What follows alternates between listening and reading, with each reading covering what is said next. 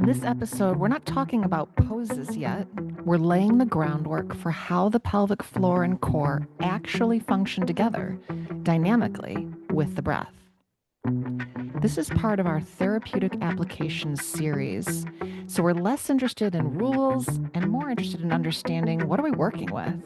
What does the pelvic floor need to do in order to support movement? And how does that evolve our understanding of Mula Bandha? As you listen, you don't need to do anything yet. Just notice how these ideas land in your body and sync up with the breath. Because the next episode will apply all of this directly to Surya Namaskar A.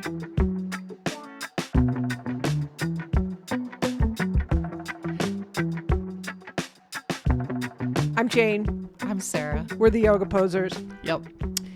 And today we're going to mix it up a little bit. And we're going to incorporate pelvic floor functioning into Surya Namaskara A. I'll tell you, it's a dense time, right? And the pelvic floor or Surya Namaskar A? In the world. Oh. And therefore also in those other two things. So what's really cool is the more I pay attention to the pelvic floor, it's one of the first places I notice that I have stress. If I'm really, really stressed out, I have like urge incontinence, which means I feel like I have to go to the bathroom all the time really quickly. And then I'm like, I'm stressed out. And I can do some things about it. So that's nice. Yeah. But I imagine we're all sitting around with some pretty tight pelvic floors. Yeah. Cut off, tight, disconnected, forgotten, abandoned. Sad. Just really sad. Yeah. Not get enough of that love and feeling. No. I was talking to a client today and I was telling her to do some breathing into the pelvic floor. She's like 82. And I said, you want it to be juicy. And we both cracked up. We're both like, no, can't use that word. Why not? We should. We're trying to accept it. I am a white woman from the North Shore of Chicago, and juicy is a word I'm trying to... Actually, it's an appropriate term because we want hydration, we want elasticity, we want the tissue to function well. Oh, by the way, a healthy pelvic floor is really going to help with constipation, incontinence, and sex. All those things. Yeah, we actually usually start by listing common complaints. Oh, yeah, oh my God, there's so many common complaints. Of the pelvic floor. First of all, no one mentions it. No one mentions it. That's number one. No one admits to it, even when directly asked. Yeah. And then finally, 6 months later, you might find out about the surgeries or all the tremendous issues happening. You can have stress incontinence. You can have urgency. Stress is like, I jump and I pee. Urgency is, if I don't get to the bathroom right now, I'm peeing. You can also have those problems with your bowels as well. There's pain with intercourse. That is a big deal. For men, you can get inflamed prostates. You cannot be able to sustain an erection. With women, you're not having a lot of fun with sex. You know, the equipment's not getting hydrated and well cared for when you're not sending your breath there. And, in all of yoga and yoga therapy, we want to be into a loving and healing relationship with our body, mind, spirit. And this part of our body is really profoundly important. It is the base of the core. And so doing core work without this, male or female, is... You're really... just forgetting about, you're leaving out a member of the family. A big member of the family. They're not invited to dinner. You forget that they exist. They just stay in their room. It's like the foundation. It's like... Oh, and by the way, they're paying the bills and responsible for your sex life. Yes, they are. You're not coming to dinner, though. So what we're going to talk about today is taking advantage of our posture and our breath so that the pelvic floor finds its own dynamic rhythm so that it can support us as we move through some poses, right? A simple Surya Namaskar A. Yeah. Right? Does that sound good? That sounds great. And Doug Keller is fond of saying, there's nothing that will start a bar fight faster if the bar was filled with yoga teachers than bringing up core. Oh, yeah, I know. There's so many competing theories, models, ideas, metaphors that, it's an interesting topic for us to kind of delve into. Okay. So when we talk about the core, let's define the core. Sure. And in this case, I'm defining it as the upper boundary is the respiratory diaphragm and the lower boundary is the pelvic diaphragm, also known as the pelvic floor. I personally prefer diaphragm because A, it's a diaphragm, and B, floor to me sounds like hammock hanging by a couple strings, everything's or flat and hard. Or flat and hard. Ooh, that's even, that would be not good too. Yeah.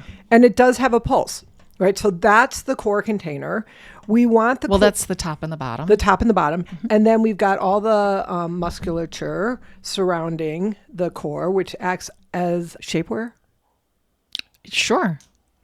Golden Spanx. Here's where we can get into some of those different models. So like that soda can, a common image used. Right. Soda can. You got the top, the bottom, and then what wraps all the way around the sides. So right. Your abdominals, your deep multifidi in the back, right. thoracolumbar fascia even. And you've even talked about like considering the core, the glutes and the transverse abdominis and maybe even the psoas, hip flexors, like all that stuff.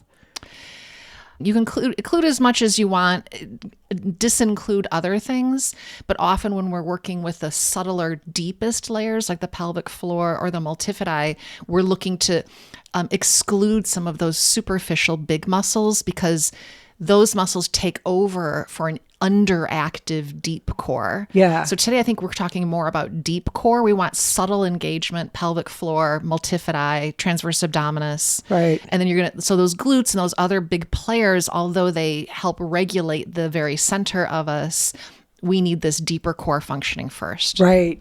I agree. I like to understand the core to be kind of anything but the limbs if I'm including my neck and my head as a limb.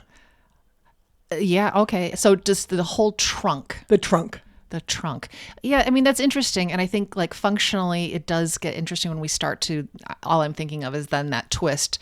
If we want to make the thoracic independent of the pelvis, the core, the lumbopelvic region, right? Then that might be a useful distinction. Right. So, yeah. Like, again, you could get really furious and upset with what we've included, not included, or suggested could be part of the core. Take what you want and leave the rest. It's a buffet. Let it inform how you think about it. Yeah. Right? I mean, challenge your ideas of it. And and then whether or not the core is a static thing or a dynamic thing, is it something that we're trying to brace and stabilize and restrict movement?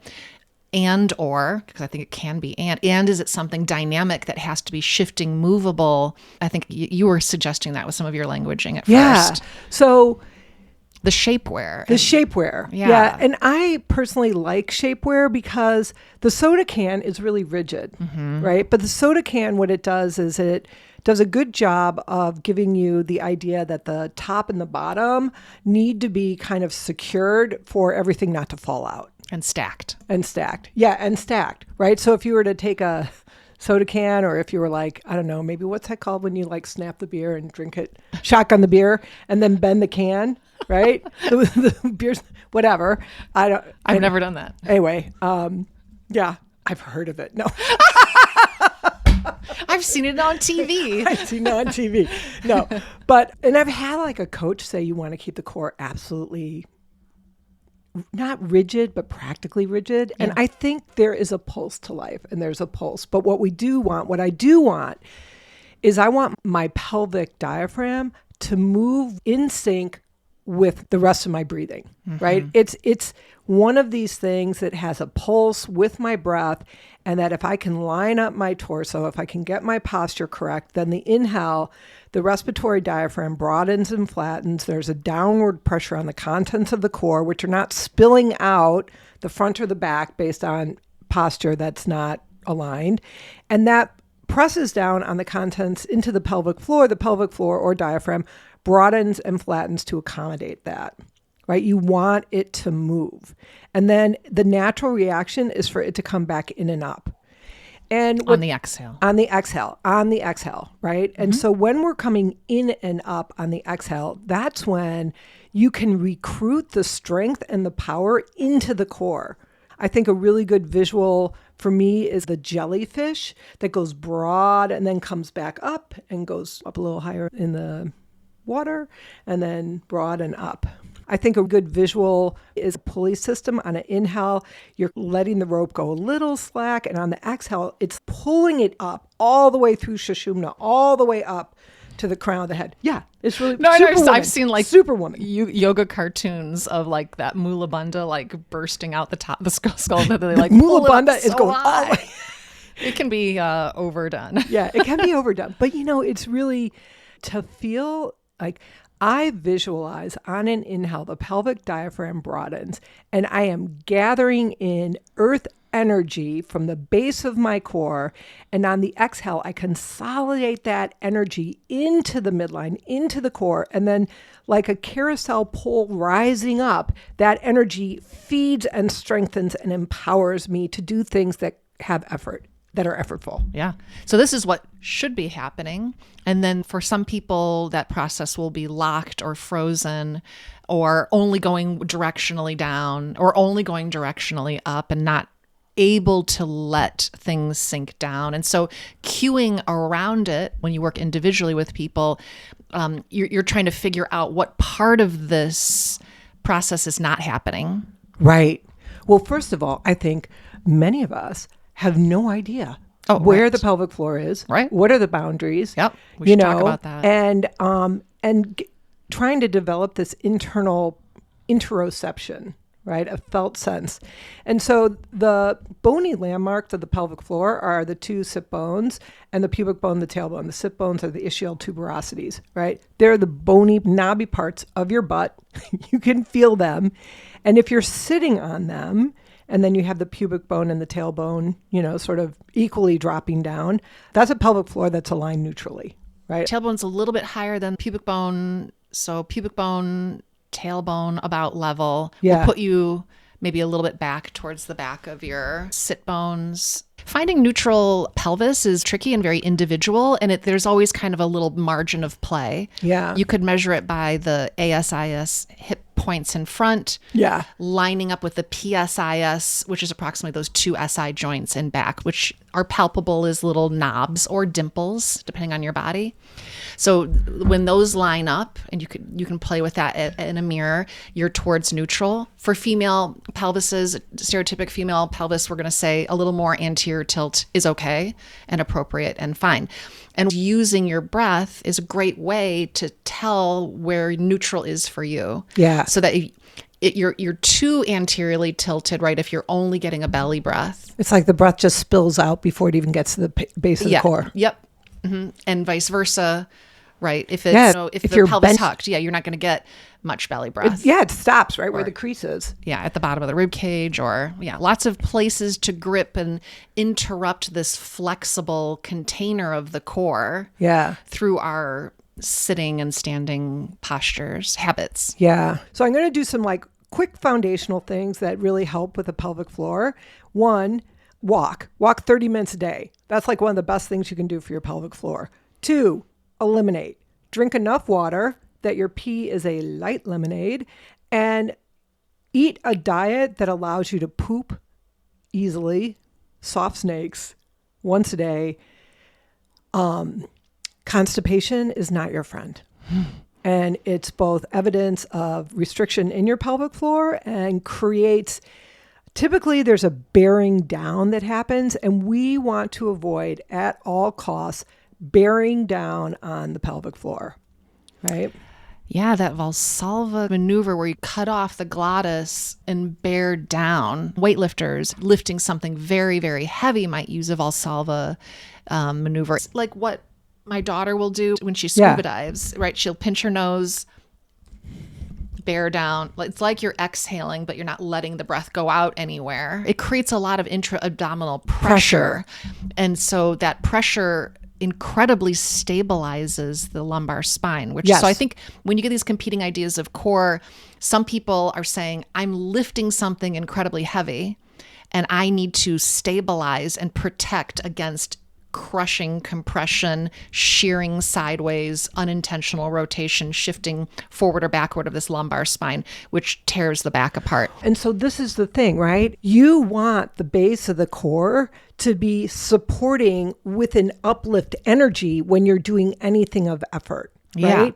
We don't want to create strain in the tissue by pressing down. We want to work with the breath. We want the tissue to stretch, elongate on the inhale, which the inhale is a contraction. In both the respiratory diaphragm and the pelvic diaphragm, the inhale is a contraction. That's where you get the pressurized system. So Sarah's got some intel. Okay, so the Salva maneuver causes the pelvic floor to elevate like a vaginal vacuum. Okay.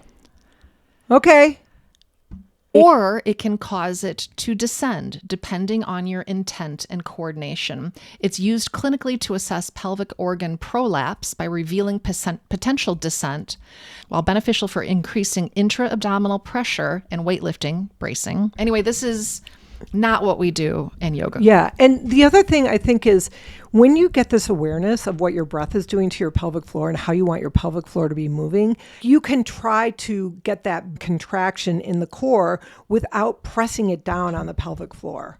Yeah, I like the image of the core as an airbag that surrounds the lumbar vertebrae. And it's like I'm moving right now. I'm moving into a new house, right? So we're packing things. And there's some delicate things, of course, like, oh, I need packing material. And just wrapping that delicate material so that it's not shifting around. Right. And it's holding it in this sort of soft but toned, supportive kind of packing material. And so we could think of bracing as sometimes appropriate. And that brace contains the bottom when I do it. It's certainly not a downward pressure. And I like doing that in a plank pose, in chaturanga, on an arm balance. I think core is all about context. You need 5 ways to use your core. Yeah. And pull them out. When you're going to deadlift something that's super heavy, this is a great time to use a stronger bracing, holding still metaphor, image, feeling without unintentionally blowing out the bottom of your pelvic floor. Right. And I think you can brace when you gather the energy from the pelvic floor up, right? Mm-hmm. So for me, that's a very important way I need to interact with my pelvic floor. So I think there's a lot of ways to do the core, but I don't ever want to be at this stage of my life just collapsing down into things. We really jeopardize them. Yeah. Who is the dance guy who does all the imagery that people use in the yoga world too? He's done a lot with the pelvis. But anyway, his imagery is of a fountain, which I love that image. So on the exhale, there's this uplift and there's this fountain of energy that pushes upwards from the pelvic floor. And then on the inhale, all that water comes down and it pools and it settles, right? That downward sense on the inhale and an upward sense on the exhale, which is confusing for students because most students are oriented towards the breath from the rib cage up. Right. And they think that an inhale, everything goes up. On an exhale, everything goes down. Everything goes down. They're very disconnected from what's happening from the diaphragm down. And breathing there, it doesn't make sense, or they literally think that they have lungs down all the way to their pelvis. Wow.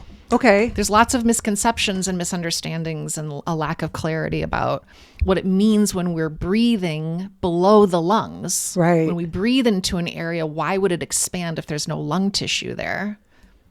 That's okay. It's because it's being displaced. Right. There's only so much room and everything's packed. Everything is like, this is the system. So if I go stuff one thing in, everything has to adjust and move away. Yeah. Yes. And that's you're pushing your intestines down and out in all directions, down to the pelvic floor, forward, back, sideways. Everything's getting squished, which prompts that recoil, that responsive of the body saying, hey, you're in my space. Go back. And then the lungs get pushed really, really small. The pressure increases in the lungs and the breath gets pushed out because the pressure in the lungs is higher than the air pressure in the world outside of us. Yeah. So that's very cool. So a couple visuals. We've got the fountain, which I really like. I do like the jellyfish because it's kind of an expand and then comes up. I also love the visual of the arcade claw that comes down and opens up and generally empty-handed comes together and lifts up. Oh, that's great. Yeah, I like that one. And I also like the pole of a carousel. And mostly I like that one because, inhale, it moves down, and exhale, I love the vision of this energy kind of circling into the center and really becoming this powerful beam of, magic. I don't know what. But, Right. I think that's how the yogis kind of talk about their experience of that energy rising, the Kundalini rising. Yeah. It was in that central that central column. channel. Yeah. Like bringing it all together. We'll be able to talk about this stuff forever because there's so many other ways. So if there's one thing to take from this conversation, it's this. The pelvic floor is responsive, and it's essential to having a functioning core. Breath, posture, and direction organize the core far more effectively than gripping or bracing ever will. In the next episode, we'll take these ideas into motion and use Surya Namaskar A as a laboratory, looking at how timing the breath and effort differently can completely change how supported the practice feels, especially for the pelvic floor.